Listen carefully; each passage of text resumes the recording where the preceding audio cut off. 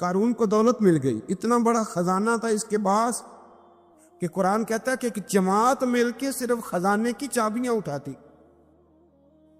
یعنی یہ معاذ اللہ کوئی گپ نہیں، یہ قرآن مجید نے بیان فرمایا کہ ایک جماعت مل کے صرف خزانے کی.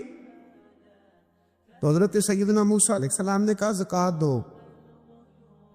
زکوٰۃ کے معاملے میں لوگ ہیل و حجت سے کام لیتے، غریب ہو جاتے. اس کو کہا زکوٰۃ دو تو کہنے لگا آپ کی تو میرے مال پہ نظر ہے. اب نے فرمایا تو بڑا بیوقوف ہے، مال تجھے اللہ نے دیا ہے نا، تو اللہ کے رستے میں دے. یہ کام ذرا مشکل ہے کہ اس کو بار بار کہا تو اس نے نہ بجائے اس کے کہ وہ مال دیتا، اس نے حضرت موسیٰ پہ الزام لگا دیا، ایک عورت کو تیار کر کے لایا. یہ الزاموں والا کیس سنتے آ رہے ہیں آپ کہاں تک؟ حضرت یوسف پہ بھی لگا، جناب مریم پہ بھی لگا، حضرت سیدنا موسیٰ کلیم پہ بھی لگا، اور حضرت عیسیٰ پہ بھی. سارے ہوئے نا الزامات. آپ کیا بات کرتے ہیں؟ الزام لگانا، بہتان ترازی کرنا، اور ہمارے یہاں اچھی بات دل سے پھیلتی ہے، بری خبر وہ جلدی پھیل جاتی. ایک عورت کو تیار کر کے لایا معاذ اللہ تعالیٰ حضرت موسیٰ پر الزام لگانے کے لیے، اور جب وہ بی بی آپ کے سامنے لا کے کھڑی کی تو حضرت موسیٰ نے جلال فرمایا تجھے قسم ہے اللہ کی عزت کی، سچ سچ بتا معاملہ کیا ہے. تو وہ خاتون کانپنے لگی، کہنے لگی میں موسیٰ کلیم کے سامنے کیسے کھڑی ہو سکتی؟ مجھے تو اس نے پیسے دے کے تیار کیا، مجھے اس نے مجھے پیسے دے کے تیار کیا، اور بڑی اس نے مجھے تکلیف دی ہے. یہ جب کہا تو حضرت موسیٰ علیہ السلام رونے لگے کہ تو سارا کچھ کرتا پر میری سفید چادر پہ داغ تو نہ لگانے کی کوشش کر. آپ رونے لگے. آپ یقین کریں لوگ تکلیف دیتے ہیں بعضوں کا، ایسی بات کرتے ہیں جس کا کوئی وجود نہیں ہوتا. تو یہ کچھ لوگ کر دیتے ہیں لیکن وہ سمجھتے نہیں. کہتے ہیں آپ حوصلہ کریں، آپ درویش ہیں. حضرت موسیٰ سے بڑا درویش کون ہوگا؟ کلیم تھے نا اللہ کے، بڑا جگرا ہے نا. لیکن رو پڑے، کہنے لگے تجھے ایسا نہیں کرنا چاہیے. کہنے لگے اللہ اب اسے سزا دے. تو رب کریم نے اس کے سارا ساز و سامان سمیت اسے زمین میں دھنسا دیا. وہ زمین میں غرق ہو گیا اپنے خزانے سمیت. امام اعظم ابو حنیفہ رحمۃ اللہ تعالیٰ علیہ کچھ لوگ حسد کرنے لگے تو ایک عورت ایک دفعہ آ گئی، کہنے لگی کوئی مسئلہ پوچھنا ہے. یہ بڑا کٹھن سا معاملہ ہوتا ہے، جو آدمی جو کام کر رہا ہوتا ہے وہی روپ دھار لیتے. مسئلہ کچھ نہیں، اندر آئی تو باہر سے شور ہو گیا. لوگ آ گئے، کوتوال کو بلا لیا، معاذ اللہ امام صاحب کے پاس بی بی ہے، جیل میں لے گئے، سویرے فیصلہ کریں گے. رات کو ساری رات امام اعظم نے نماز پڑھی، ساری رات، اور کہنے لگے اے اللہ اب تو میں بوڑھا ہو گیا، اس حال میں اب ان سوالوں کا جواب دوں گا. وہ عورت بھی ساتھ بند تھی، اس عمر میں ان سوالوں کے جواب یار بڑا مشکل ہوتا ہے. اللہ اکبر. اس عمر میں امام صاحب رو رہے تھے تو اس عورت کا دل نرم ہو گیا. امام صاحب سے کہنے لگی مجھے غلطی ہو گئی، میں نے پیسے کسی سے پکڑ لیے تھے. حضور آپ تو اللہ کے نیک بندے. امام صاحب کہنے لگی اب ایک نیکی کر، کوتوال سے کہہ کہ مجھے کوئی تکلیف ہے تو میں دوا کھا کے واپس آ جاؤں گا. تو وہ کوتوال تو پہلے ملا ہوا تھا، اس نے اس کو کہا کہ مجھے کوئی تکلیف ہے میں گھر جاتی ہوں، دوا کھا کے واپس. امام صاحب نے سمجھا دیا.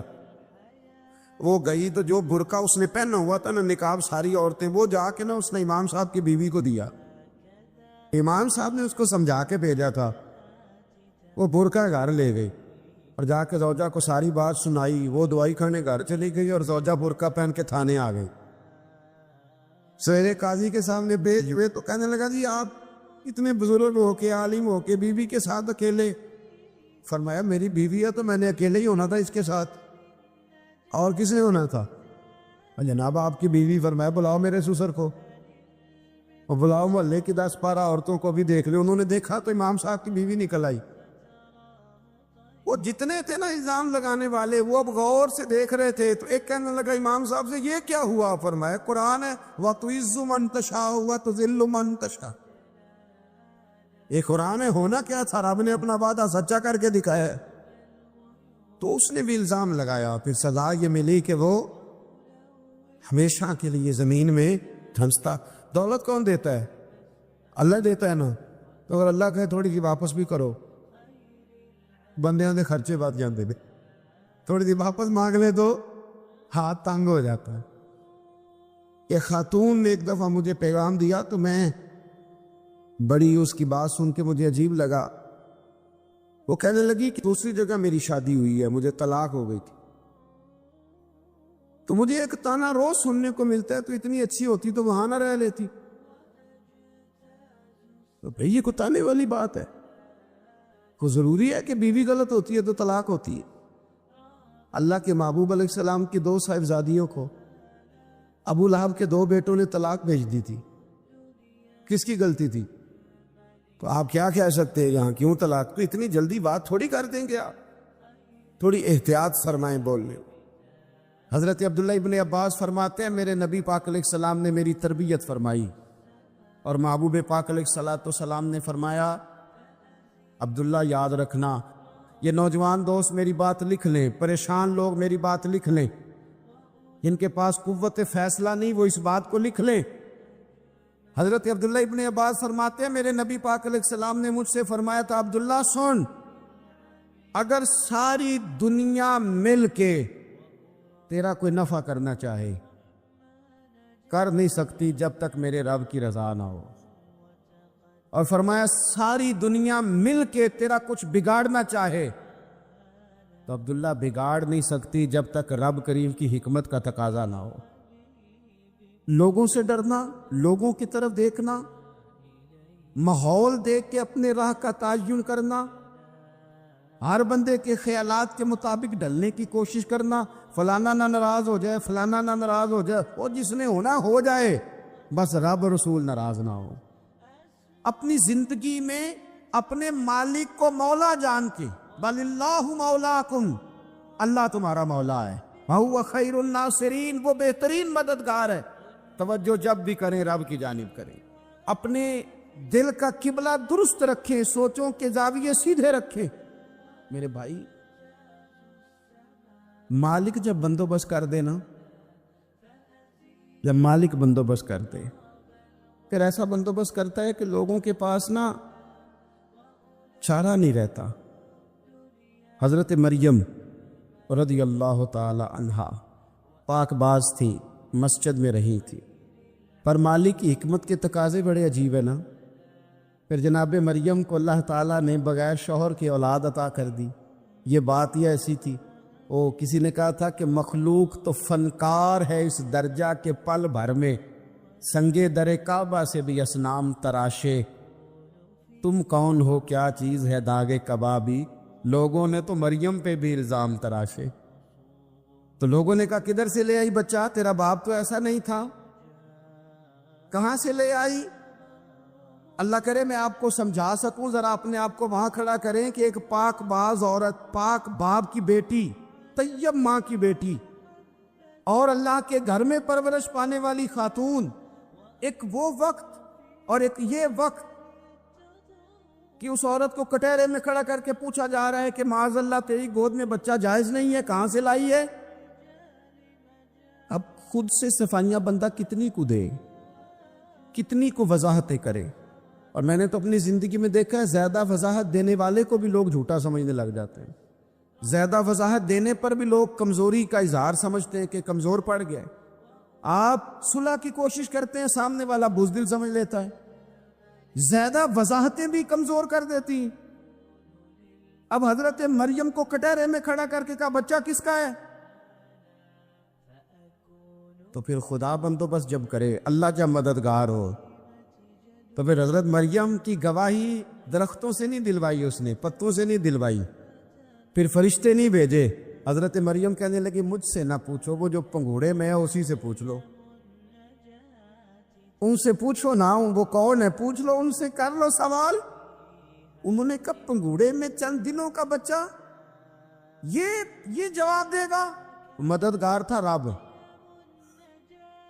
ان کی برات کا اعلان کرنا تھا مالک نے، اور جب مالک اعلان کر دے، جب مالک تیری صفائی دینا چاہے، جب مالک تجھے دنیا کے سامنے نکھارنا چاہے تو پنگوڑے میں لیٹے حضرت عیسیٰ بول کے کہنے لگے انی عبداللہ آتانی الکتاب، فرمایا میں اللہ کا بندہ ہوں، رب نے مجھے کتاب عطا کر کے نبی بنا کے دنیا میں بھیجا ہے، میں اللہ کا بندہ ہوں، کتاب لے کے آیا ہوں، نبی بن کے آیا ہوں۔ پھر پنگوڑے سے اعلان ہو گیا، پھر بچہ بول پڑا، اور یہ ایک دفعہ نہیں بات ہوئی۔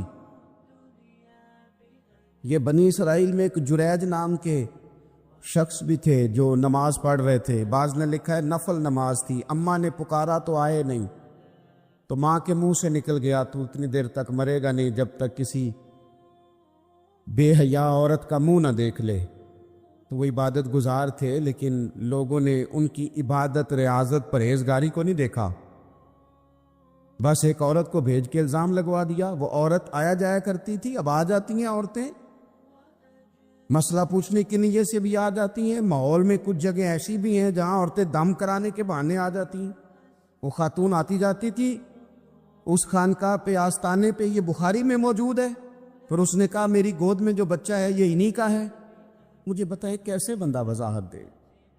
حالات خراب ہو گئے، لوگ کٹیا جلانے لگے، ماحول اور طرح کا بن گیا۔ میرے نبی پاک علیہ الصلوۃ والسلام فرماتے ہیں پھر اس رب کے بندے نے کہا مالک تو کریم ہے، تیری مشیت کا تقاضا آیا جو میری ماں نے جملے بولے تھے، اور اب میں وضاحت دینے کے قابل نہیں رہا، اب تو ہی کرم کرے گا تو دروازہ کھلے گا۔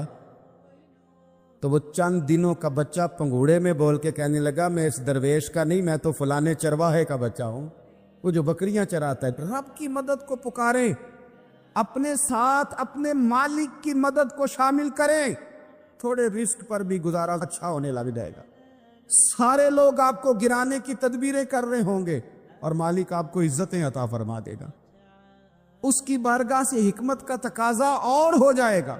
ہم نے ساری زندگی لوگوں کو راضی کرنے میں گزار دی، ساری زندگی بڑھاپا آ گیا بچوں کو پالتے، اور بچوں نے آخری عمر میں کہہ دیا ابا اگر کوئی ڈھب کا کام کر لیتے تو آج ہمارے دن بھی پھر نہ جاتے۔ ساری زندگی گزار دی بہن بھائیوں کو راضی کرنے میں، ساری زندگی گزار دی ذمہ داریاں اٹھانے میں، ان کو 99 دفعہ دیا، ایک دفعہ نہیں دیا تو انہوں نے کہہ دیا تو نے تو کبھی دیا ہی نہیں، تو تھا ہی نہیں۔ ساری زندگی محلے داروں، علاقے والوں کو راضی کرنے میں گزار دی۔ اور میں نے ایسے لوگ بھی دیکھے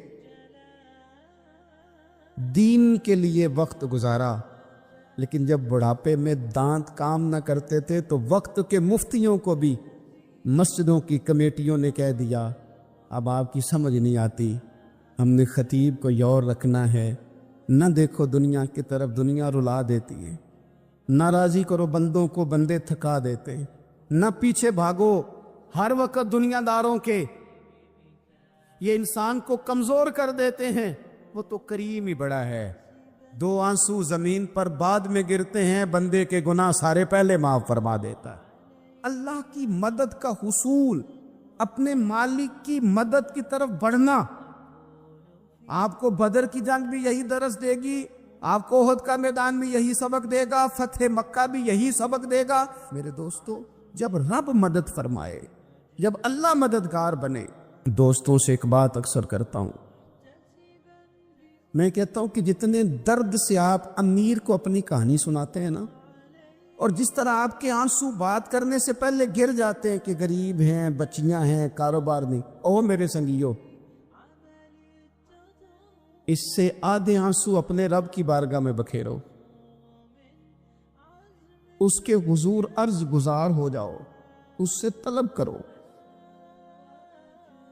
ایک وقت انسان پر زندگی میں ایسا آتا ہے کہ اسے یوں محسوس ہوتا ہے کہ میرا سایہ بھی ذرا سا پیچھے ہٹ گیا ہے، اسے یوں لگتا ہے کہ میں کسی سہارے پہ ہاتھ ڈالتا ہوں تو وہ بھاگ جاتا ہے مجھ سے، لیکن مالک کی بارگاہ ایسی عظیم بارگاہ ہے، رب رسول کے آستانے اتنے بڑے ہیں کہ آپ جب وہاں کشکول طلب دراز کرتے ہیں تو جھولی پھیلانے میں دیر لگتی ہے، ان کو بھرنے میں تو کوئی دیر نہیں لگتی۔ ہم نے اپنا سوچ کا قبلہ ہی دنیا کو بنا لیا ہے، یہ جو اللہ والوں کی مدد ہے یہ تو یعنی اللہ ہی کی مدد ہے، لیکن یہ جو سیٹھوں کی طرف توجہ کرنا، نوابوں کی طرف توجہ کرنا، دنیا داروں کی طرف توجہ کرنا اور اپنا مزاج اس طرح کا بنا لینا، یارو گردن کو جھکا دیتا ہے خیرات کا پتھر، جہاں میں مانگنے والوں کے سر کبھی اونچے نہیں ہوتے۔ اور اقبال کہتے ہیں غیرت ہے بڑی چیز جہان تگ و دو میں، پہناتی ہے یہ فقر کو تاج سردارا۔ میں عرض کروں گا کہ اپنی آپ جب توجہ کا قبلہ اللہ رسول کو بنائیں گے تو رب فرماتے ہیں وَيَرْزُقْهُ مِنْ حَيْثُ لَا يَحْتَسِبُ، میں نہ تجھے وہاں سے رزق دوں گا جہاں سے کبھی تیرا گمان بھی نہیں گیا ہوگا، کہ یہاں سے بھی مل سکتا ہے، تو نے سوچا بھی نہیں ہوگا۔ بخاری شریف میں حدیث ہے، حضرت جابر ابن عبداللہ فرماتے ہیں نبی پاک صلی اللہ علیہ وسلم نے 300 لوگوں کا ایک لشکر روانہ کیا کسی مہم کے لیے، کسی جہاد کے لیے۔ حضرت ابو عبیدہ بن جراح رضی اللہ تعالیٰ عنہ امیر لشکر تھے۔ فرماتے غربت اتنی زیادہ تھی، بھوک اتنی زیادہ تھی کہ ایک ایک کھجور دن میں ایک وقت کھانے کو ملتی تھی، اور کچھ دن ایسے آئے کہ اب کھجور بھی نہیں مل رہی۔ فرماتے اتنی زیادہ بھوک لگی مجاہدین کو 300 بندہ پتے کھا کے گزارا ہونے لگے۔ یہ بخاری میں موجود ہے۔ آپ فرماتے کہ دریا کے کنارے ہمارا پڑاؤ تھا، ٹھہراؤ تھا، جب بھوک سے نڈھال ہو گئے نا وَيَرْزُقْهُ مِنْ حَيْثُ لَا يَحْتَسِبُ، اللہ وہاں سے روزی دیتا ہے، گمان بھی نہیں ہوتا۔ فرماتے ایک مچھلی اللہ تعالیٰ نے دریا کے کنارے بھیجی، فرماتے ہیں وہ تھی تو مچھلی پر پہاڑ جتنی تھی۔ بخاری میں لفظ ہیں، حضرت جابر ابن عبداللہ رضی اللہ تعالیٰ عنہ فرماتے ہیں 300 آدمی 18 دن تک اس مچھلی کو کھاتے رہے، مچھلی ختم ہی نہیں ہوئی۔ مچھلیاں نہیں، مچھلی کہتے ہیں 18 دن 300 بندہ کھاتا رہا، مچھلی ختم ہی نہیں ہوئی۔ اور فرماتے ہیں کہ اس کی ہڈی نکال کے، کانٹا کہیں گے آپ اپنی زبان میں، کہتے وہ نکال کے تو اس کو کھڑا کیا جب، تو اونٹ کجاوے سمیت اس کے بیچ سے گزر جاتا تھا، 2 اس کے کانٹے جوڑے۔ فرماتے ہیں وہ اس کا گوشت ہم کھاتے تھے اور اس کی چربی بطور تیل کے ہم جسموں پہ ملتے تھے، بیماروں کو اس سے سکون آتا تھا، تندرستی شفا ہوتی۔ فرماتے ہیں ہم کھایا بھی ہم نے، اور کچھ لے کے ہم مدینے بھی گئے، اور قربان جائیں نبی پاک نے بھی اس میں سے کھایا۔ ہم نے عرض کی حضور یہ معمہ کیا ہے، یہ ماجرا کیا ہے؟ تو محبوب نے فرمایا تمہارے پاس غذا نہیں تھی، رب نے تمہارے لیے بندوبست کیا ہے، اللہ نے تمہیں دیا ہے۔ مکان شروع کر لیا ایک صاحب نے، وہ مکان بنانے لگے، اب وہ حساب لگا رہے ہیں، کہتے ہیں میرے پاس اتنے پیسے ہیں، اتنے میں نے فلانے دوست سے کہنا ہے اس نے دے دینے، اتنے فلانے رشتہ دار سے کہنا ہے اس نے دے دینے، اتنے فلانے سے کہنا ہے اس نے دے دینے۔ یہ ساری کاپی بنا کے مکان شروع کر لیا۔ جو روز کہتا تھا کوئی حکم ہو جاتے 10 سب سے پہلے اس کو کہا میاں پیسے چاہیے دین، وہ کہندا ہو کل ہی منڈا ٹوریا ہے، کہتے تو پرسوں 10 داتے لب جانے سن۔ میں آپ کو اپنے تجربے کی بات بتا رہا ہوں۔ یہ لوگوں کا خیال ہوتا ہے کہ آپ سٹارٹ کریں فلانا کام، ہم آپ کے ساتھ ہیں، اللہ کا ہی کوئی نظام ہے، وہ بالکل بھی نہیں ساتھ ہوتے۔ لیکن ایسا نہیں ہے کہ کوئی ساتھ نہیں ہوتا، اللہ تعالیٰ بڑے اسباب پیدا کرتا ہے، وہاں سے دیتا ہے جہاں سے گمان بھی۔ ہمارا یہ ذہن بن جاتا ہے ہم ساری اپنے حساب سے چلتے، اتنے رشتہ داروں سے، اتنے کون آپ کے ساتھ چلے گا، سوال ہی نہیں پیدا ہوتا۔ یہ سارے کام چھوڑ کے سب سے پہلے 2 رکعتیں پڑھو، اپنے رب کی بارگاہ میں، رسول کائنات کی بارگاہ میں گزارشات اور استغاثے پیش کرو، وہاں سے خیر طلب کرو۔ دنیا دار کیا دیں گے، کیا دے سکتے ہیں، کیا حیثیت ہوتی ہے کسی؟ اللہ کہتا ہے وہاں سے دوں گا۔ تو جو اللہ مال دے وہ لینا چاہیے کہ رشتہ داروں کا مال دیکھنا چاہیے؟ جو اللہ دے وہ لینا چاہیے کہ سیٹھوں نوابوں کی جیبیں دیکھنی چاہیے؟ جو اللہ دے وہ قبول کرنا چاہیے یا دیکھنا چاہیے کون سا آدمی کہاں پہنچ گیا؟ چھوڑو، اپنی مٹی پہ چلنے کا سلیقہ سیکھو۔ کسی کے سنگ مرمر پہ چلو گے تو پھسل جاؤ گے۔ مدد اللہ سے چاہیں، اپنی توجہات کا مرکز رب رسول کی ذات پر بنائیں، پھر آپ محسوس کریں گے کہ بڑی جلدی اللہ تعالیٰ کی مدد آنے لگی ہے۔ کبھی آپ صرف کہہ دیں میرا رب میرے ساتھ ہے، اس لفظ میں اتنی طاقت ہے کہ دشمن ویسے زہر ہو جاتا ہے، زندگی میں کسی سے بھی لڑائی ہو تو اچھی طرح سوچ لیں کہ اللہ اس طرف ہے یا اس طرف ہے. اگر آپ زیادتی پہ ہیں تو پھر رب مظلوم کی جانب ہے. اگر اللہ کی مدد آپ کے ساتھ ہے تو دنیا کی کوئی طاقت آپ کو گرا نہیں سکتی. اور اگر آپ مظلوم کے مقابلے میں ظالم بن کے آپ کھڑے ہو گئے ہیں اور آپ نے رویہ وہ اختیار کیا ہے کہ جس میں مدد نہیں آئے گی, تو پھر یاد رکھ لیں کہ آپ کوئی بھی ہیں, کہاں بھی ہیں, آپ کمزور ہیں. طاقتور تھے ابتدائے اسلام میں, ظاہری طاقت تھی کفار مکہ کے پاس, وہ ڈنڈوں سے مارتے تھے غریبوں کو, ان کے ہاتھوں میں ڈنڈے تھے, پر خدائی طاقت ان مظلوموں کے ساتھ تھی. صاحب زرقانی نے لکھا ہے, حضرت زنیرہ رضی اللہ تعالیٰ عنہ ایک لونڈی ہیں, غریب ہیں, ماڑے دا کی کام محمد نس جانا یا رونا, غریب سادی بی بی اور لونڈی کنیزہ, ایک مشرک کی کنیزہ تھی, انہوں نے کلمہ پڑھ لیا. وہ ڈنڈوں سے مارتا, دروں سے مارتا, تکلیف دیتا. حضرت زنیرہ رضی اللہ تعالیٰ عنہ کو اتنا مارا, اتنا مارا. اب آپ ایک اور پہلو پر بھی غور کریں, مار بھی پڑ رہی ہے پر خدا ادھر ہی ہے, اللہ کی مدد ادھر ہی ہے. رب کہتا ہے کہ پہلے تو صبر کرنا, ان اللہ مع الصابرین, تو صبر کرے گا تو پھر رب کی معیت ملے گی. ذرا ٹھہرنا, تو تھوڑا ڈٹنا. ان الذین قالوا ربنا اللہ ثم استقاموا تتنزل علیہم الملائکہ, تو کہے اللہ میرا رب ہے, پھر تو پہلے ڈٹ, پہلے تو نے ڈٹنا ہے. ثم استقاموا, جو ڈٹ گیا, تتنزل علیہم الملائکہ, ڈٹنے والے کے لیے مدد آتی. پہلے تھوڑا ٹھہرنا پڑتا ہے, پہلے تھوڑا صبر کرنا پڑتا ہے, حوصلہ کرنا پڑتا, اس کے بعد مدد آتی. مار پڑ رہی ہے, مارا جا رہا ہے. حضرت زنیرہ کو ان کا مالک جو ہے ظاہری آقا وہ مار رہا ہے, یہ کنیزہ ہے, اتنا مارا, اتنا مارا, ان کی بینائی چلی گئی, نظر آنا بند ہو گیا. ابو جہل آیا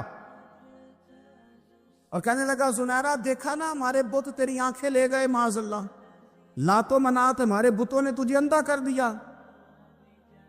اب ایسا نہیں ہے کہ بی بی روتی جا رہی ہے, روتی جا رہی ہے, مایوسی مایوسی, معاذ اللہ, پریشانی, غریبی بڑی ہے, پوچھنے والا کوئی نہیں, یہ باتیں نہیں.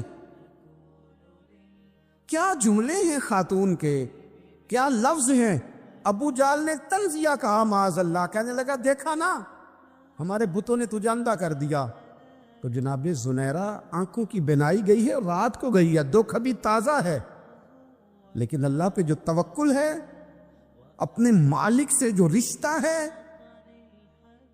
وہ اتنا مضبوط ہے, اتنا طاقتور ہے, اس میں اتنی گہرائی ہے کہ حضرت زنیرہ بول کے نا اتنی قوت سے بولی, اتنی طاقت سے بولی کہ پورے کفر پر لرزہ طاری ہو گیا. فرمانے لگی تمہارے بتوں کی کیا اوقات ہے کہ وہ میری بینائی لے جائیں, یہ میری رب کی حکمت کا تقاضا ہے. جب تک اس نے چاہا زنیرہ دیکھتی رہی, اور جب اس نے چاہا زنیرہ کی آنکھوں کی بینائی چلی گئی, اور اگر وہ چاہے گا نا تو بینائی واپس بھی کر دے گا. اگر ہو ذوق یقین پیدا تو کٹ جاتی ہیں زنجیریں, اگر وہ چاہے گا تو بینائی آ بھی جائے گی. حضرت زنیرہ نے رات کو یہ لفظ کہے, ابو جال اور سارے کفار ڈر کے سن کے چلے گئے. آپ اطمینان سے آ کے بستر پہ سوئی. جب سویرے اٹھی تو اللہ نے آنکھوں کی روشنی واپس کر دی تھی. آنکھوں کی اب چھڑی پکڑی ہے, بازاروں میں گھومتی ہے, کہتی ہیں بلاؤ کدھر ہے تمہارے لات و منات, دیکھو میرے رب نے روشنی واپس کر دی. آ کر میرے ساتھ ادھر آ, ستمگر ہنر آزمائے, تو تیر آزما ہم جگر آزمائے. بیمار لوگوں یاد رکھو, کہہ دیا ڈاکٹر نے کہ تو بڑا بیمار ہے, تو بڑا کمزور ہے, یہ ہو گیا وہ ہو گیا, تو ڈاکٹر اپنے علم کے مطابق بات کر رہا ہے. ہوگا تو وہ جو میرا رب چاہے گا. کمزور ہو جانا, پریشان ہو جانا, تکلیف میں آ جانا, پتہ نہیں بات ہو گئی ہے تو جانے کیا ہو جائے گا. اپنی زندگی کے اندر اپنے رب سے رشتہ مضبوط کرے, رسول کائنات سے رشتہ مضبوط کرے, اللہ والوں سے رشتہ مضبوط کرے. حضرت زنیرہ نے پیغام دیا کہ زندگی میں جو جینا چاہتے ہیں تو وہ رب کا نام لے کے جی سکتے ہیں. جو اپنی زندگی میں خوشیاں دیکھنا چاہتے ہیں تو رسول اللہ کے نام پر خوشیاں دیکھی جا سکتی ہیں. توکل کی بنیاد پر بندہ خوشیاں لے سکتا ہے. اور اگر انسان میں توکل نہیں ہے تو پھر وہ اس کالے جادو سے بھی ڈر رہا ہے, وہ نیلے سے بھی ڈر رہا ہے, وہ پیلے سے بھی ڈر رہا ہے, وہ فلانے سے بھی ڈر رہا ہے, وہ میرے خلاف فلانا رشتہ دار سازش کر رہا ہے تو ڈر رہا ہے, فلانا میرے بارے میں یہ کر رہا ہے تو ڈر رہا ہے, وہ پتہ نہیں دنیا ادھر ہو جائے گی تو کیا ہو جائے گا, اٹھ باندھ کمر کیوں ڈرتا ہے. پھر دیکھ خدا کیا کرتا ہے. تو اس ساری گفتگو کا نچوڑ آپ کو یہ عرض کیا ہے. سب سے پہلے تو یہ کہ میدانوں میں مدد بھی اللہ کی, رزق میں مدد بھی اللہ کی, فصلیں خشک ہوں تو مدد پھر بھی اللہ کرے تو پھر ساری مدد, اور اگر انسان بیمار ہو تو پھر بھی مدد اللہ کی. تو اپنے اللہ کی جانب توجہ کو بڑھائیں, آپ اللہ سے مدد کے سوالی بنیں. ترمذی کی ایک حدیث ہے, میں آپ کو زندگی کا تجربہ بتاتا ہوں کہ جب میں بڑا پریشان ہوتا ہوں تو یہ والی روایت کھول لیتا ہوں, مزہ دیتی ہے. میرے نبی پاک علیہ السلام نے فرمایا, اپنے دکھ سیٹھوں نوابوں کو نہ کہنا, مالداروں کا نہ کہنا, ورنہ اللہ تمہیں کبھی غنی نہیں کرے گا.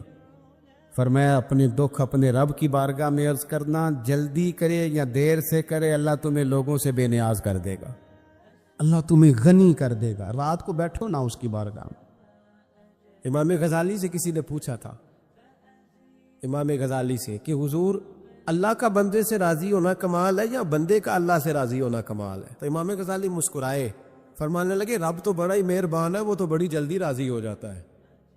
وہ تو مسجد میں آ کے توبہ کرے تو اللہ راضی, کسی یتیم کے سر پہ ہاتھ پھیرو تو اللہ راضی, وہ تو کسی اندھے کو رستہ دکھایا تو اللہ راضی ہو گیا, وہ تو طوائف نے کتے کو پانی پلایا تو اللہ.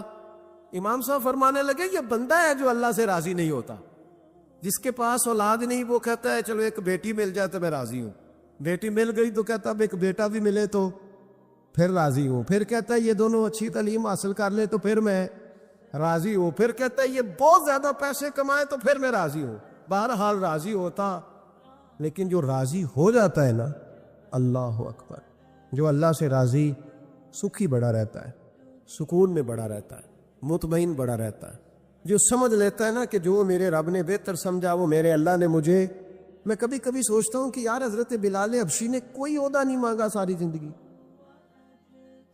انہوں نے نہیں کہا مجھے بھی ایک صوبے کا گورنر بناؤ میری بھی خدمات ہے, مجھے بھی وزیر خزانہ بناؤ میرا بھی کچھ بنتا ہے. ایک دفعہ نہیں کہا سیدنا بلال حبشی رضی اللہ تعالیٰ عنہ نے کہ میری بھی کوئی ڈیوٹی ایسی ہونی چاہیے کہ مجھے چلو سپہ سالار ہی بنا دیا جائے. ساری زندگی مسجد میں جھاڑو دیا تو اسی پہ راضی رہے, ساری زندگی محبوب کے مہمانوں کا لنگر پکایا تو اسی پہ راضی رہے, ساری زندگی میرے محبوب علیہ السلام کے بچوں کی نوکری کی تو اسی پہ راضی رہے, راضی بالرضا رہے. حضرت سیدنا موسیٰ علیہ السلام نے عرض کی کوہ طور پہ جا کے, مولا میری قوم پوچھتی ہے کہ کوئی ایسا کام بتا جو ہم کریں تو ہم سے راضی ہو جائے.